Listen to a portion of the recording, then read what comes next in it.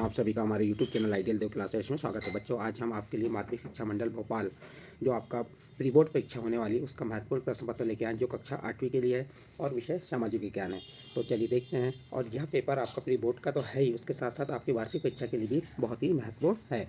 चलिए देखते हैं इसके बहुविकल्पी प्रश्न। आपके जो बहुविकल्पी प्रश्न रहेंगे 10 प्रश्न आएंगे और आपके 10 अंक के रहेंगे। तो इसका हम पहला बहुविकल्पी प्रश्न क्या है देख लेते हैं। पहला प्रश्न क्या कह रहा है, बंगाल में भीषण अकाल कब पड़ा। 4 ऑप्शन दिए, सन 1770 में, सन 1714 में, सन 1834 में, सन 1756 में। तो ये चारों ऑप्शन में सही आंसर क्या होगा। प्रश्न था बंगाल में भीषण अकाल कब पड़ा, तो उत्तर हो जाएगा ए नंबर का सन 1770 में। सेकंड प्रश्न देखिए, प्रत्येक 10 वर्ष बाद होने वाली जनसंख्या की गिनती को क्या कहते हैं। ए नंबर सर्वेक्षण, बी नंबर जनगणना, सी नंबर मतगणना और डी नंबर उपरोक्त सभी। तो 10 वर्ष होने वाली जनसंख्या की गिनती क्या कहते हैं, तो इसका सही आंसर आ जाएगा बी नंबर का जनगणना। बाल विवाह निषेध अधिनियम कब पारित किया गया।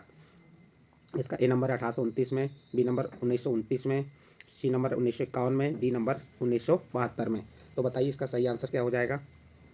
तो इसका सही आंसर आ जाएगा आपका 1929 में।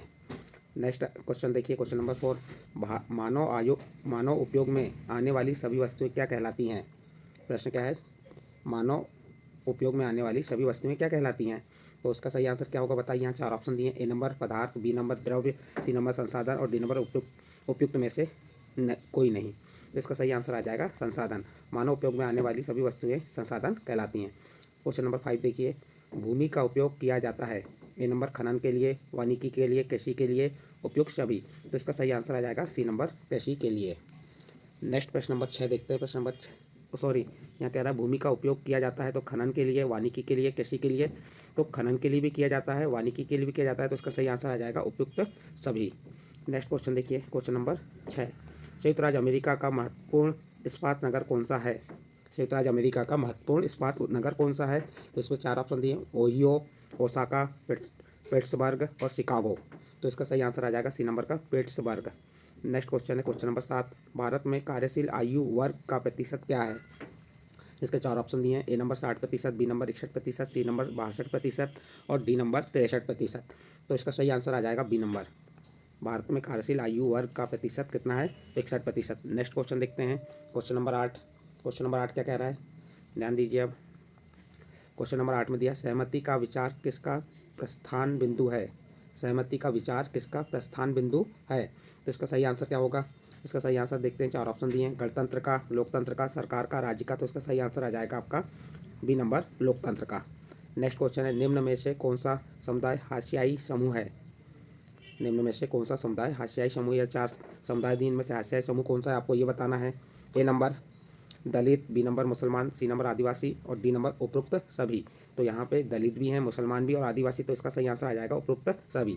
इसके बाद दिया आपका CNG को विस्तार पूर्वक कैसे लिखते हैं। इसके 4 ऑप्शन दिए हैं, compare nitrogen gas, compare natural gas, compared nitrogen gas और कंसलेटेड नेचुरल गैस। तो इसका सही आंसर आ जाएगा बी नंबर का कंपेस्ड नेचुरल गैस। CNG का को, या CNG का पूरा नाम क्या है पूछ सकता है, या इसको विस्तारपूर्वक कैसे लिखते हैं। तो C मीन्स हो गया कंप्रेस्ड और N मीन्स हो गया नेचुरल और G मीन्स हो गया गैस। तो इसका बी नंबर का आंसर सही है। इस प्रकार बच्चों आपके यहाँ पे हमने 10 वस्तुनिष्ठ प्रश्न बताए। ये आपके 10 अंक रहेंगे, प्रत्येक प्रश्न के लिए 1-1 अंक रहेंगे। इसके बाद आपके लघु उत्तरीय प्रश्न आते हैं। ये देखो लघु उत्तरीय प्रश्न जो है आपके, हमने उनको सभी प्रश्नों को उत्तर सहित बताया है। यहाँ पे पूरे प्रश्न आपके जो हैं, जिस प्रकार से आपका पेपर आना है, पेपर का पूरा पैटर्न है इसमें। देखिए हमने पूरे जो 24 प्रश्न हैं आपके अंतिम तक, 24 प्रश्नों को हमने यहाँ पे आपको बताया है। तो चलो एक एक को हम यहाँ पे बता दे रहे हैं, समझा दे रहे हैं। तो हम अब स्टार्ट करते हैं लघु उत्तरीय प्रश्न। और प्रत्येक लघु उत्तरीय प्रश्न आपका कितने मार्क्स का रहेगा। प्रत्येक लघु उत्तरीय प्रश्न आपका 3 मार्क्स का रहेगा। तो चलिए प्रश्न नंबर 11 से चलते हैं हम। प्रश्न नंबर 11 क्या कह रहा है, जनजाति समूह ने बिरसा का समर्थन क्यों किया। तो इसका उत्तर होगा, बिरसा ने जनजाति समूह की दशा और दिशा में बदलाव लाने के लिए महत्वपूर्ण कार्य किया। बिरसा ने कई जनजाति समूहों को भीषण अकाल महामारी के समय उनकी पूर्ण समर्थन भाव से सेवा की तथा समाज को अंधविश्वास के दुष्चक्र से बाहर निकाला। राजस्व व्यवस्था का जमींदारी प्रथा के खिलाफ विद्रोह का बिगुल बजाया है। इन्हीं कारणों से जनजाति समूहों ने बिरसा का समर्थन किया। जनजाति समूहों ने, यहाँ पे ने पढ़ना है इसे, जनजाति समूहों ने बिरसा का समर्थन किया। तो इस प्रकार बच्चों आपको जो प्रश्न नंबर 11 रहेगा, जो 3 अंक का आएगा, तो आपको इस प्रकार से इसका उत्तर लिखना है। नेक्स्ट अगला प्रश्न है प्रश्न नंबर 12, पानीपत की तीसरी लड़ाई क्यों महत्वपूर्ण हुई? तो आप इसका उत्तर क्या लिख सकते हैं? आप इसका उत्तर लिख सकते हैं पानीपत की तीसरी लड़ाई क्यों महत्वपूर्ण है। तो इसका उत्तर हम आपको बता रहे हैं, क्या होगा इसका उत्तर, चलिए देखते हैं। इसका उत्तर में लिखेंगे आप, पानीपत की तीसरी लड़ाई 1761 में अफगान आक्रमणकारी अहमद शाह अब्दाली और पुणे के सदाशिवराव भाऊ पेशवा के तहत मराठों के बीच लड़ी गई थी। कब लड़ी गई थी ये? तो देखिए, पानीपत की तीसरी लड़ाई 1761 में अफगान आक्रमणकारी अहमद शाह अब्दाली और पुणे के सदाशिवराव भाऊ पेशवा के तहत मराठों के बीच लड़ी गई थी, जिसमें मराठों की हार हुई। यह मराठों की सबसे बुरी हार थी। इस युद्ध में भारत में अंग्रेजों की विजय के रास्ते खोल दिए। इस युद्ध से क्या हुआ? इस युद्ध ने, यहाँ पे आप में की जगह से क्या पढ़ेंगे, ने, यहाँ पे क्या आ जाएगा, इस युद्ध ने भारत में अंग्रेजों की विजय के रास्ते खोल दिए। इस प्रकार पानीपत की तीसरी लड़ाई क्यों महत्वपूर्ण हुई, उसके बारे में हमने उत्तर बता दिए। इसके बाद प्रश्न नंबर 13 देखते हैं। प्रश्न नंबर 13 में क्या कहा है? साइमन कमीशन का भारतीयों ने विरोध क्यों किया? प्रश्न को पढ़िए, समझिए। प्रश्न क्या कह रहा है? साइमन कमीशन का भारतीयों ने विरोध क्यों किया? तो उत्तर बता सकते हैं आप। 1927 में इंग्लैंड में बैठे ब्रिटिश सरकार ने लॉर्ड साइमन की अगुवाई में एक आयोग भारत भेजा। कब भेजा? 1927 में किसने भेजा? इंग्लैंड ने। 1927 में इंग्लैंड में बैठे ब्रिटिश सरकार ने लॉर्ड साइमन की अगुवाई में एक आयोग भेजा। इस आयोग को भारत के राजनीतिक भविष्य का फैसला करना था। इस आयोग में कोई भारतीय प्रतिनिधि नहीं था। इस वजह से भारत में भारी असंतोष पैदा हुआ और भारतीयों ने इसका विरोध किया। तो इस प्रकार आप बता सकते हैं साइमन कमीशन का भारतीयों ने विरोध क्यों किया। क्या था? देखिए, इंग्लैंड में बैठे जो ब्रिटिश सरकार थी, उसने लॉर्ड साइमन को की अगुवाई में एक आयोग भारत भेजा। इस आयोग को भारत के राजनीतिक भविष्य का फैसला करना था। इस आयोग में कोई भी भारत का प्रतिनिधि नहीं था। जब इस आयोग में भारत का कोई प्रतिनिधि नहीं था, इस वजह से भारत में भारी असंतोष हुआ। भारत के जो नागरिकों को में क्या हुआ? भारी असंतोष पैदा हुआ और भारतीयों ने इसका क्या किया? विरोध किया। नेक्स्ट अगला प्रश्न, प्रश्न नंबर 14, विश्व के कौन कौन से प्रदेश जल की कमी की समस्या का सामना कर रहे हैं? प्रश्न क्या है? विश्व के कौन कौन से प्रदेश, विश्व के यानी पूरे देश की बात कर रहा है, विश्व के पूरे देश हैं उनकी बात कर रहा है। तो इसमें कह रहा है कि जल की कमी की समस्या का सामना कर रहे हैं कौन कौन से प्रदेश। तो आपको उत्तर में क्या बताना है? देखिए, हमने उत्तर बताएं, विश्व के कई प्रदेशों में जल की कमी है। अधिकांशतः कौन कौन से? अफ्रीका, पश्चिम एशिया, दक्षिण एशिया, पश्चिमी संयुक्त अमेरिका के भाग, उत्तर पश्चिमी में मैक्सिको, दक्षिण अमेरिका के भाग और संपूर्ण ऑस्ट्रेलिया और लवणी जल की आपूर्ति का सामना कर रहे हैं। यह देश ऐसे जलवायु प्रदेशों में स्थित है जहां अक्सर सूखा पड़ता है। तो इस प्रकार बच्चों आपका यहाँ पर प्रश्न नंबर 14 कंप्लीट होता है। नेक्स्ट अगला प्रश्न आएगा आपका प्रश्न नंबर 15। प्रश्न नंबर 15 क्या है? जैविक कृषि से आप क्या समझते हैं? लिखिए। आपका प्रश्न क्या है? प्रश्न नंबर 15, जैविक कृषि से आप क्या समझते हैं? लिखिए। तो आप इसका उत्तर लिख सकते हैं, देख सकते हैं, पढ़ सकते हैं, समझ सकते हैं। आपकी एडमिट की पुस्तिका में भी इसका उत्तर मिल जाएगा। तो चलिए देखते हैं उत्तर में क्या लिखे हमने। जैविक कृषि वह विधि है जो संश्लेषित उर्वरकों एवं संश्लेषित कीटनाशकों के प्रयोग या न्यूनतम प्रयोग पर आधारित है तथा जो भूमि की उर्वरा शक्ति को बनाए रखने के लिए फसल चक्र, हरी खाद, कंपोस्ट आदि का प्रयोग करती है। सन 1990 के बाद से विश्व में जैविक उत्पादों का बाजार काफ़ी बढ़ा। तो इस प्रकार से आप प्रश्न नंबर 15 का उत्तर को हम फिर से रिपीट करके बता देते हैं। जैविक कृषि की वह विधि है जो संश्लेषित उर्वरकों और संश्लेषित कीटनाशकों के अप्रयोग या इनका क्या कर रहा है? अप्रयोग। यहाँ पे प्रयोग लिखा है, अप्रयोग लिखना है आपको। क्या आ जाएगा इसका? यहाँ पे अप्रयोग लिखने में मिसिंग हो चुकी है। आप इसको क्या पढ़ेंगे? अप्रयोग या न्यूनतम प्रयोग पर आधारित है तथा जो भूमि की उर्वरा शक्ति को बनाए रखने के लिए फसल चक्र, हरी खाद, कंपोस्ट आदि का प्रयोग करती है। सन 1990 के बाद से विश्व में जैविक उत्पादों का बाजार काफ़ी बड़ा है। यहाँ इसको काफ़ी बड़ा, तो ये वाला आ जाएगा, मिसिंग है थोड़ी सी, आप ध्यान देंगे इसमें। तो ये हो गया इस प्रकार इसका उत्तर। नेक्स्ट अगला प्रश्न आता है प्रश्न नंबर 16। जो प्रश्न नंबर 16 क्या कह रहा है? कौन सा उद्योग प्रायः आधुनिक उद्योग का मेरुदंड कहा जाता है और क्यों? तो इसका उत्तर क्या होगा देखते हैं हम। चलिए, प्रश्न क्या है? कौन सा उद्योग प्रायः आधुनिक उद्योग का मेरुदंड कहा जाता है और क्यों? तो उत्तर में लिखेंगे लौह इस्पात उद्योग को प्रायः आधुनिक उद्योग का मेरुदंड कहा जाता है। किसे कहा जाता है? लौह इस्पात उद्योग को प्रायः आधुनिक उद्योग का मेरुदंड कहा जाता है। क्यों कहा जाता है? क्योंकि देश के विकास में इसका महत्वपूर्ण योगदान है। किसका? लौह इस्पात उद्योग का हमारे देश के विकास में बहुत ही महत्वपूर्ण योगदान है। एक सुई से लेकर विशाल जहाज, यहाँ पे क्या जाएगा? विशाल जहाज, यहाँ पे क्या लिख देंगे आप? जहाज, विशाल जहाज तक का निर्माण लौह इस्पात उद्योग पर आधारित है। यह उद्योग अन्य सभी उद्योगों का आधार स्तंभ है। तो फिर से एक बार रिपीट कर देते हैं इस प्रश्न को। प्रश्न क्या था? कौन सा उद्योग प्रायः आधुनिक उद्योग का मेरुदंड कहा जाता है और क्यों? तो आप उत्तर बताएंगे लौह इस्पात उद्योग को प्रायः आधुनिक उद्योग का मेरुदंड कहा जाता है क्योंकि देश के विकास में इसका महत्वपूर्ण योगदान होता है। एक छोटी सी सुई से लेकर विशाल जहाज तक, जो बड़े बड़े जहाज तक का निर्माण लौह इस्पात उद्योग पर आधारित है। यह उद्योग अन्य सभी उद्योगों का आधार स्तंभ है। इस प्रकार आपका प्रश्न नंबर 16 यहाँ पे कंप्लीट होता है। इसके बाद नेक्स्ट आपका प्रश्न आता है प्रश्न नंबर 17। प्रश्न नंबर 17 क्या कह रहा है? आप देखिए, जीवन प्रत्याशा से क्या आशा है? प्रश्न नंबर 17 क्या कह रहा है? जीवन प्रत्याशा से क्या आशा है? चलिए इसका उत्तर देखते हैं। तो उत्तर में प्रश्न था जीवन प्रत्याशा से क्या आशा है, तो आप उत्तर बताएंगे जीवन प्रत्याशा से आशा है कि हमने अभी तक जो जिंदगी जी ली है। जीवन प्रत्याशा से आशा है कि हमने अभी तक जो जिंदगी जी ली है और अब जितनी जिंदगी बची है उसका औसत जीवन प्रत्याशा कहलाता है। फिर से एक बार रिपीट, जीवन प्रत्याशा से आशा है कि हमने अभी तक जो जिंदगी जी ली है, यानी हमने अभी तक जितनी जिंदगी जी ली है और अब जितनी जिंदगी बची है उसका औसत जीवन प्रत्याशा कहलाता है। जीवन प्रत्याशा की गणना के लिए शिशु के जन्म के बाद के 5 वर्ष तक गिनकर आगे के वर्षों को, क्या कह रहा है? जीवन प्रत्याशा की गणना के लिए शिशु के जन्म के बाद के 5 वर्ष ना गिनकर आगे के वर्षों को गिनते हैं, जिनमें हमें शिशुओं की मृत्यु दर का आकलन मिल जाता है। जिससे हमें शिशुओं की मृत्यु दर का आकलन मिल जाता है, वह क्या कहलाता है? जीवन प्रत्याशा। तो इस प्रकार से आपका प्रश्न नंबर 17 कंप्लीट होता है। प्रश्न नंबर 18 देखते हैं, सार्वभौमिक मताधिकार का अर्थ क्या है? प्रश्न 18 क्या कह रहा है? सार्वभौमिक मताधिकार का अर्थ क्या है? तो आप उत्तर बताएंगे। उत्तर क्या होगा? सार्वभौमिक मताधिकार सभी वयस्क नागरिकों को मताधिकार देता है। सार्वभौमिक मताधिकार सभी वयस्क नागरिकों को मताधिकार देता है, भले ही वह धन, आय, लिंग, सामाजिक स्थिति, प्रजाति, जातिता, राजनीतिक रुख या कोई भी अन्य प्रतिबंध केवल अपेक्षाकृत मामूली अपवादों के अधीन हो। मत देने के लिए इसी अधिकार को सार्वभौमिक मताधिकार कहते हैं। प्रत्येक प्रतिनिधियों के चुनाव में देश के सभी लोगों की भूमिका होती है तथा प्रत्येक व्यक्ति चुनाव भी लड़ सकता है, चाहे उसकी सामाजिक पृष्ठभूमि, यहाँ पे थोड़ा सा आपका मिस है, पृष्ठ आ जाएगा, इसको क्या पढ़ेंगे आप? पृष्ठभूमि। इसमें क्या आ जाएगा आपका? पृष्ठभूमि। यहाँ पे आ जाएगा आपकी पृष्ठभूमि, चाहे उसकी सामाजिक पृष्ठभूमि कैसी भी क्यों ना हो।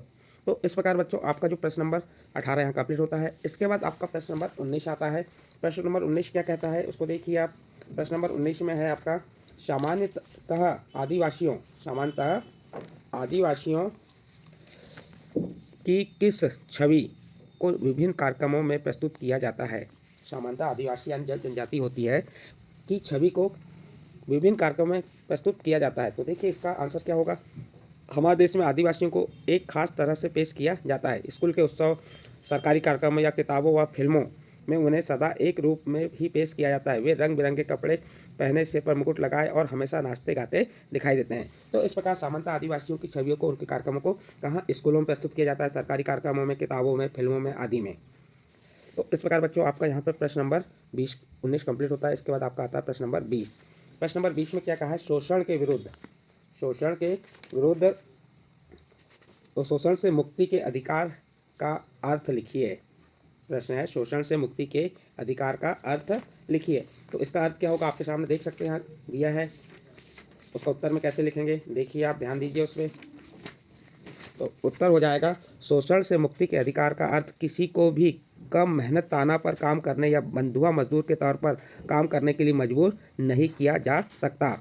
प्रश्न क्या है? शोषण से मुक्ति के अधिकार का अर्थ है कि जो शोषण मुक्ति अधिकार बनाया गया है उसका अर्थ है कि किसी को भी कम मेहनताना पर काम करने या बंधुआ मजदूर के तौर पर काम करने के लिए मजबूर नहीं किया जा सकता तथा 14 साल से कम उम्र के किसी भी बच्चे को किसी कारखाने या खदान या किसी अन्य खतरनाक व्यवसाय में काम पर नहीं रखा जाएगा।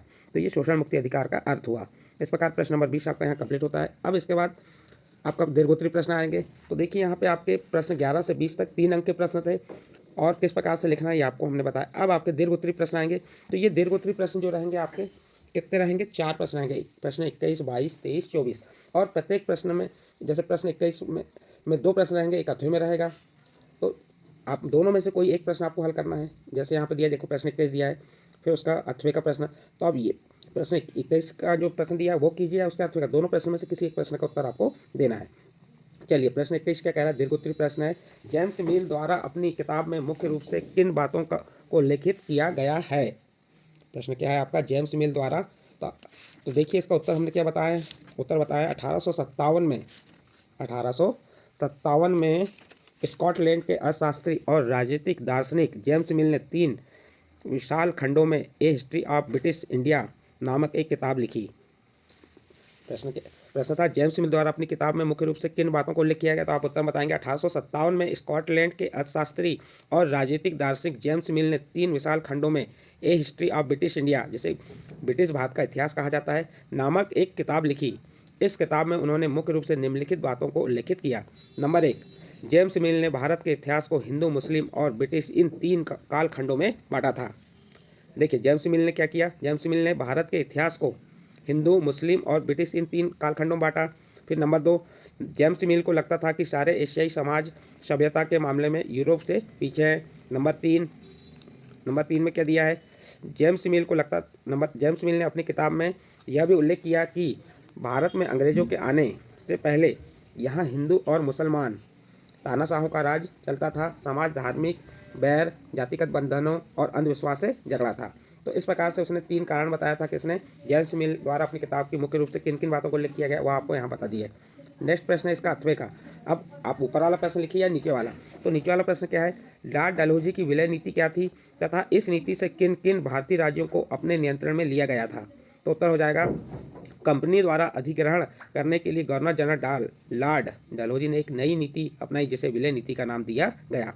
क्या कह रहा है, कंपनी, कौन सी कंपनी, जो इंग्लैंड की कंपनी थी उस कंपनी द्वारा अधिग्रहण करने के लिए, यानी जो भारत को अधिग्रहण करने के लिए गवर्नर जनरल लॉर्ड डलहौजी ने एक नई नीति अपनाई जिसे विलय नीति के नाम दिया गया। यह नीति इस तारक पर आधारित थी कि अगर किसी शासक की मृत्यु हो जाती है, यानी किसी राज्य के शासक की मृत्यु हो जाती है और उसका कोई पुरुष वारिस नहीं है, पुरुष वारिस यानी उसका कोई पुत्र पुरुष नहीं है, तो उसकी रियासत हड़प ली जाएगी, यानी कंपनी के भूभाग हिस्सा बन जाएगी। इस नीति से अंग्रेजों ने सतारा, संबलपुर, उदयपुर, नागपुर, झांसी, अवध इत्यादि भारतीय राज्यों को अपने नियंत्रण में ले लिया, अपने में विलय करा लिया। क्योंकि ये सतारा, संबलपुर, उदयपुर, नागपुर, झांसी, अवध, इनके जो राजा थे, इनके जो पुरुष वारिस नहीं थे, तो उन्होंने हड़प नीति या विलय नीति के तहत उन राज्यों को अपने में विलय कर लिया।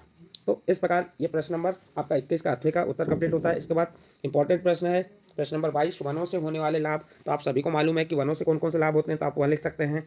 देखिए हमने क्या बताया यहाँ पे, वनों से होने वाले लाभ निम्नलिखित हैं। नंबर 1, वन हमें आश्रय और ऑक्सीजन प्रदान करते हैं जिससे हम श्वास लेते हैं। पहला लाभ बता दी हमने क्या बताया, वन हमें आश्रय और हमें यानी मानव जीवन को आश्रय और ऑक्सीजन गैस प्रदान करते हैं। हमें ऑक्सीजन किससे प्राप्त होती है, वन से, जिससे हम सांस लेते हैं। दूसरा लाभ क्या है, वनों से हमें इमारती लकड़ी, कागज, लुगदी, गोंद तथा रबड़ प्राप्त होती है। आपको मालूम है कि वनों से हमें क्या प्राप्त होती है, इमारती लकड़ी प्राप्त होती हैं, कागज प्राप्त होता है, लुगदी प्राप्त होती है, गोंद, रबड़ आदि प्राप्त होते हैं। फिर तीसरा लाभ क्या है, वन मृदा अपरदन को रोकने में सहायक होते हैं। यदि अधिक वर्षा होती है तो जो मृदा का अपरदन होता है, मृदा क्या होती है, जल के साथ बह जाती है, तो उसको रोकने में वन क्या करते हैं, सहायता करते हैं। तो आप क्या बता देंगे, वन मृदा अपरदन को रोकने में सहायक होते हैं। चौथा कारण बताएंगे, वन भूमिगत जल के संग्रहण में सहायता करते हैं। वन भूमिगत जल होता है उसको जमा करने या संग्रह करने में सहायता करते हैं। और पांचवा लाभ क्या है, वन वर्षा कराने में सहायक होते हैं।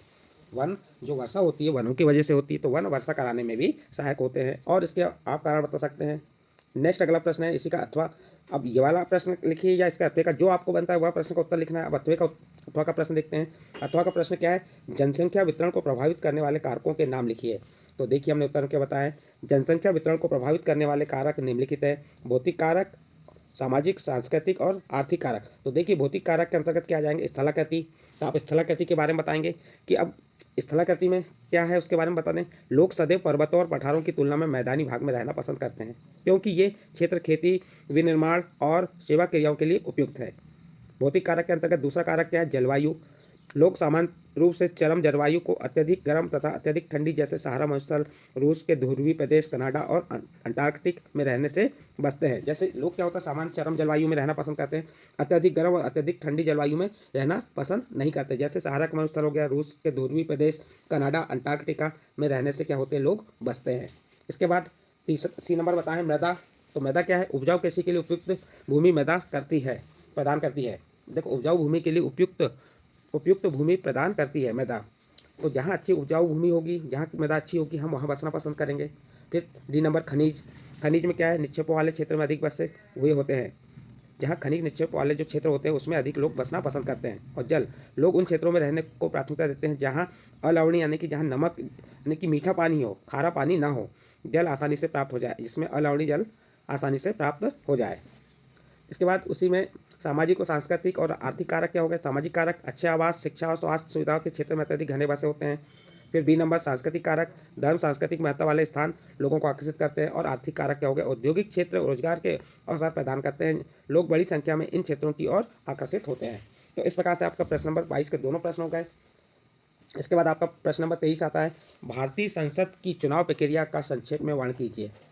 तो देखिए भारतीय संसद की चुनाव प्रक्रिया का संक्षेप में कैसे की हमने, इसका उत्तर देखिए। भारतीय संसद की चुनाव प्रक्रिया, भारतीय संसद जनता का प्रतिनिधित्व करती है।